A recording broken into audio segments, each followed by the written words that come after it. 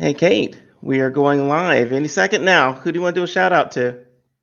It would be all of my clients that have been with me right from the beginning of my journey because they've just become my friends and my biggest supporters and give me the best ideas. And yeah, I just love them all. Awesome clients. Here we go.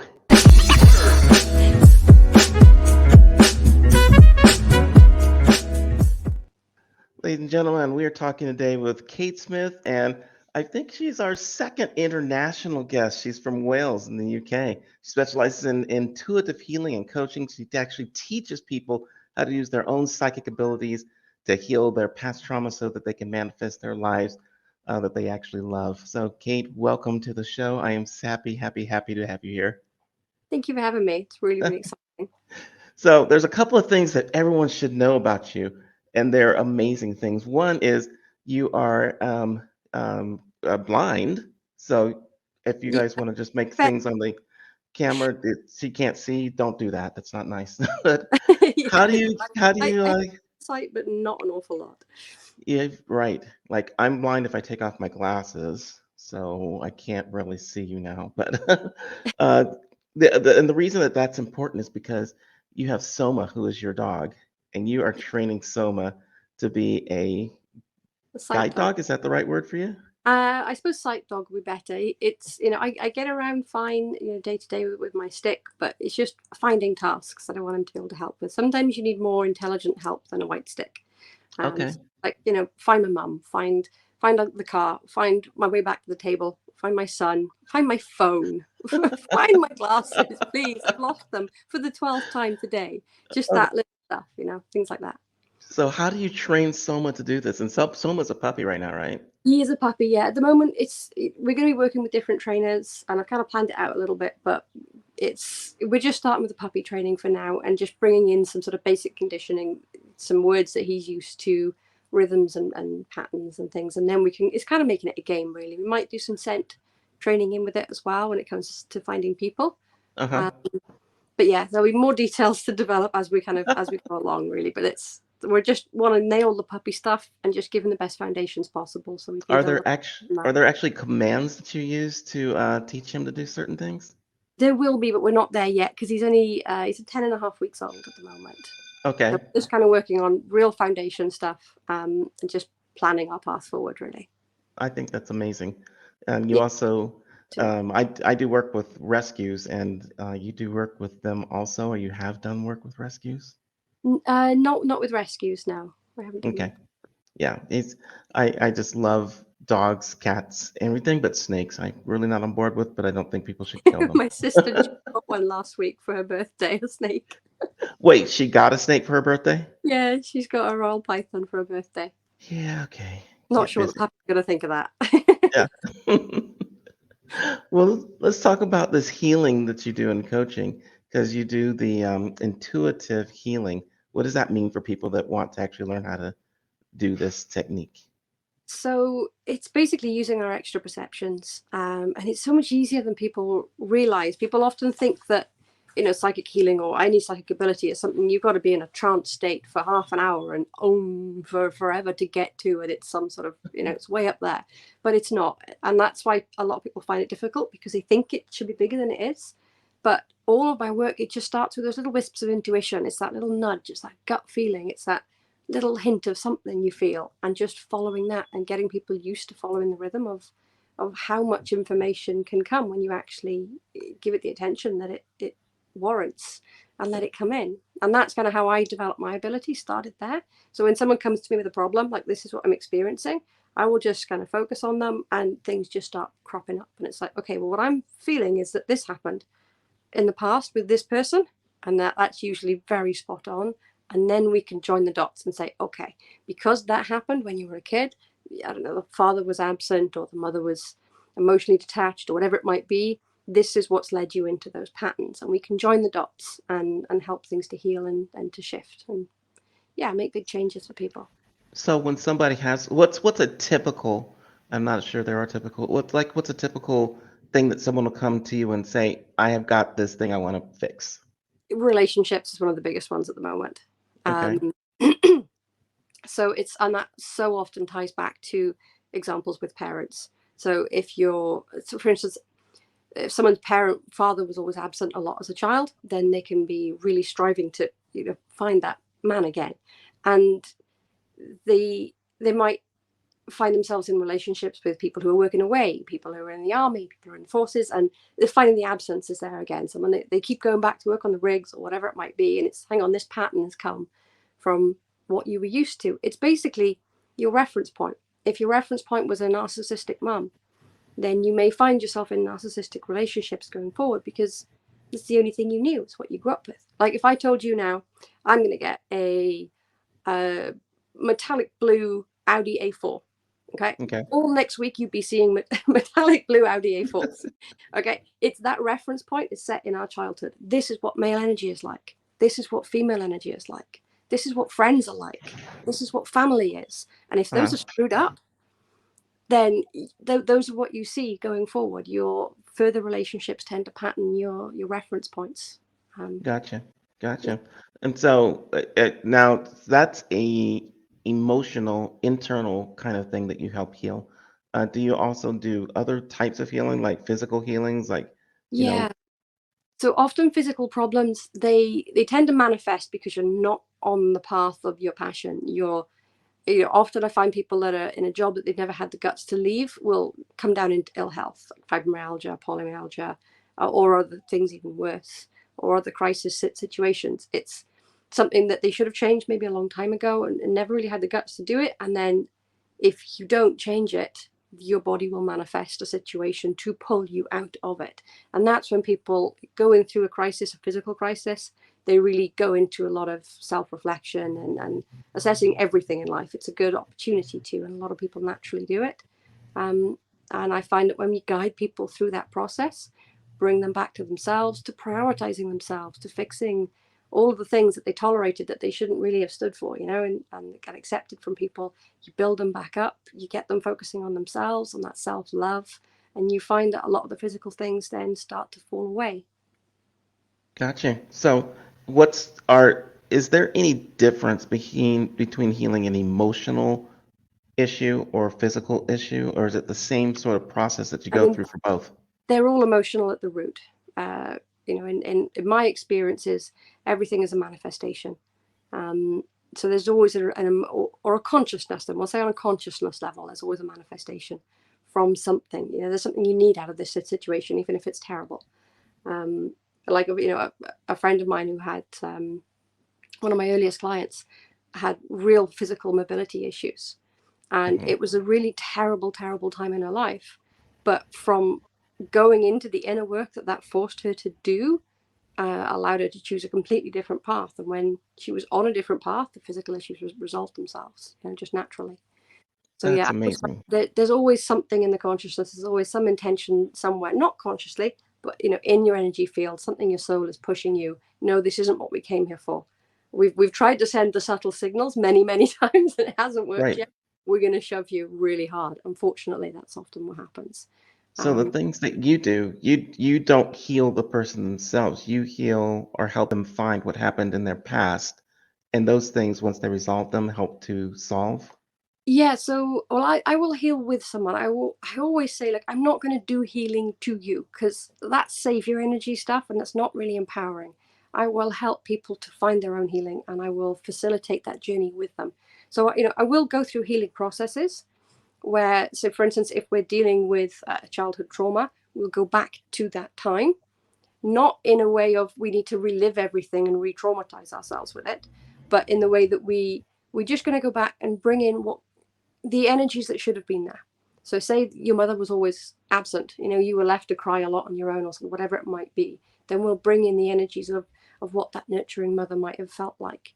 And Gotcha. we're creating that new reference point in the past, in their field.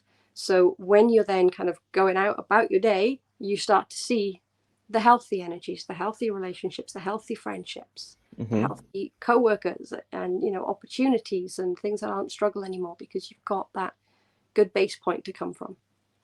So when someone first comes to you, do you know that you can help them, or how do you interview them first to say, okay, I think I can help with this or that or the other? How does that process go?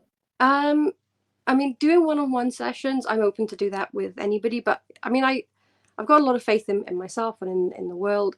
I don't think anyone really is going to find their way into my path if my work isn't suitable for them. I've never had a client that I felt was just really not a match. It just doesn't tend to happen.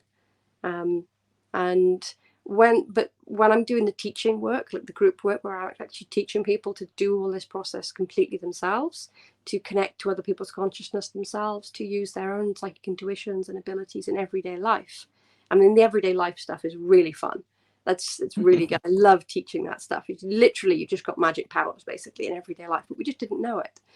But when we're doing that group work, that's something I will have a phone call with someone first, have a chat to them, see if they'll fit for it, because you've got to be in that empowered kind of place where you want to put the effort in. You don't want to be a victim of anything anymore. You want to find your power and create your life. Then we know that you're a good fit. Gotcha. So you actually do everything, or not everything, but a lot of your work in group sessions, and do you do them online or live in person? So I do still do one-on-ones at the moment. It's tapering off. I'm moving more toward the group work. I have a group program as well, which is a 6-month program, but people can at any time. So I library of videos, and then we have calls that are live calls, about 1 or 2 hours long, twice a week. Not that people have to come on twice a week, but I've got clients in Canada and I've got clients in New Zealand, and they can't come on at the same time. So I've got Right. one later in the day. For me, it's like 5 o'clock in UK time, or 5:30, I think, and the other one is 10:30 in the morning on a Saturday. So they're in different times. I've got clients in. I had one in Serbia, Croatia, Wow. Hong Kong. Oh, Sunshine, she's amazing. She's coming on as my VA now, helping me out with some of the admin sort of side of my things. But that was a client from mine in Hong Kong. So yeah, all over the place. And Wow. I love that. Some people, I haven't had the chance to travel a lot yet, but people have a map where they pin all the countries they've been to. For me, it's PayPal. It's got a map and it shows you all Uh-huh. the countries you've had a client from. These are I all the would people that love to paid do me. more travel at one point. I would really love to actually go to all those places. But for now, it's like, look, I've got people from all over, and it's magical. I love that. What would be your favorite place to go to? Where do you dream about going? Oh, it's Mexico. I've always wanted to go to Mexico. It's Really? just, yeah, it's two completely polar opposites places, actually. Mexico and Russia. I don't know why, but it's just the completely different cultures. I have been to Thailand once, and I love that kind of culture down there as well, in the Far East. But I don't know, those two are really hot and really cold, and just, I don't know, it's just been a fascination for me. I know that we have viewers from Mexico, so hopefully some of those guys will reach out to you and they go like, "Come see me." Um, Yeah, but I would love to. I really, really would. It's just, God, they can party down there. Do you know what I mean? The vibrancy, the foods. I mean, I don't see colours, but I know that the celebrations are so colourful, and it's just, I don't know. It just seems like there's just such a fun culture and a really tight family culture as well. We've lost a lot of that in the UK. right. Okay. We And don't have big extended families so much anymore. It's like you and your kids, and that's about it. And I've got a good relationship with my parents now. I see them quite often, but a lot of the rest of the family don't. And I don't know, UK families tend to just be quite distant. So I like the big extended family kind of culture that I think other societies maybe have more than we do. excellent. Yeah, I'm learning Spanish, so I want to go to Mexico myself. So we'll have to go hang out together down there. Oh God, I would love to. I was learning Spanish as well, and I would still really love to learn Spanish, but I had to take it off my list because I was starting two businesses up at the same time. It's like, okay, hang on, I'm a little bit spread thin here, but it's Yeah. something I would love to go back to. Have you learned any Russian yet? No, I'm not even going to attempt that. I'm going to pick my battles. That one's probably a You'll have little to bit out of my scope for now. you'll have to get your Spanish friends to take you to Russia, and then you can everyone can work Then together. That's how it's going to we'll work. So if there's anything you could tell people who are watching right now, like here's one little thing that you could work on that will help you to start breaking down some of these things in your past that you've had. What is something that somebody could do right now to say, I've got a problem, I want to start working on it, I'm going to go see Kate, but what can they do before they even come to see you? What's that sort of thing? One of the most powerful things I teach is to recognize what your heart resonates with. Some people might call that your gut instinct. And one of the best ways to describe it is, does something feel contracted? or expanded. So if you're looking at any decision, should I go back with my ex? It's usually enough, Yes. you know what I mean? Even should I go over to my mum's, or should I go and see that friend, or should I go for that new job? Whatever it might be. And you can do it with food. Food is one of the best ways to play with it, because there's no weight or pressure on that decision. What should I have? Should I have this meal or that meal? Which one feels expanded? Like, yeah, that kind of welcoming. I'd really like to do that. Yeah, it feels big, it feels open. Or does it feel a little bit contracted? Is there a bit of constriction? Is there a bit of, but Yeah. not quite sure. You can use that as your compass point for anything in life. That And is it's, very it's, true. it's one of those little tools that you can just bring into all day, every day. And it's always right. It's Yeah. always right, and that's where all of your psychic ability starts there. It's recognizing that little subtle nudge and subtle feeling. It grows gradually from that upward. Gotcha. And so, can you actually you teach people to use this and grow their ability?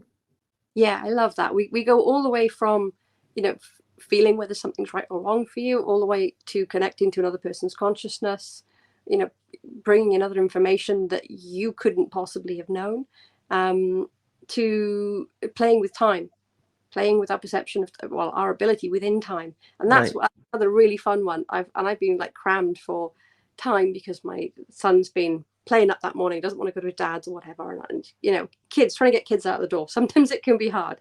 Right.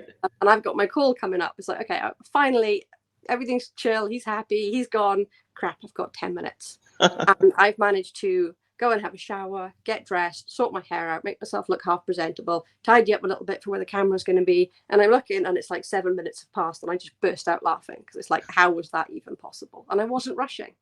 And it's just, yeah, playing with time and stretching it like that is fun. It's really, really good fun. That is amazing. I would love to be able to come to Wales and work with you, but maybe we'll have to do like a session online too. So Yeah, we'll lovely to work with you. And honestly, I've worked in the same week actually with one client who was on the sofa next to me, and another client who was in Australia, and it made yeah, no difference. Made it, absolutely no difference, that's because awesome. energy, I can connect to someone as if they're just there. And it's the same way, when you phone someone Yeah. and they say, "Oh, I was just texting you." Yep. Yeah, it's that your energy is just with each other. When as soon as you think your intention, you reach out, and you naturally like fluidly flow in and out of each other's energies all the time. And there's no barriers to that. So distance, countries, seas, yeah, there's no barriers at all. There's one big question I want to ask you before we take off, and that is I've worked with, interviewed, dealt with many psychics, and I have found that the number one question that people tend to ask a psychic is, how can I get my ex back? How can I get this lover back in my life? And I understand that's an emotional question. I look at the situation as there are 8 billion people on the planet. There's one that you keep saying you want to get back that hasn't worked out. Why do you think people want to get back with their exes? Which, interestingly, people don't tend to come to me with that question. Uh, Okay. then I will always say to people, if you found me, it's because you're ready to find yourself. So they're usually at a more empowerment stage. They're just kind of coming into, I'm starting to build some awareness, and not wanting to go headfirst back into trauma, which is usually when it's I need him back, it's codependency.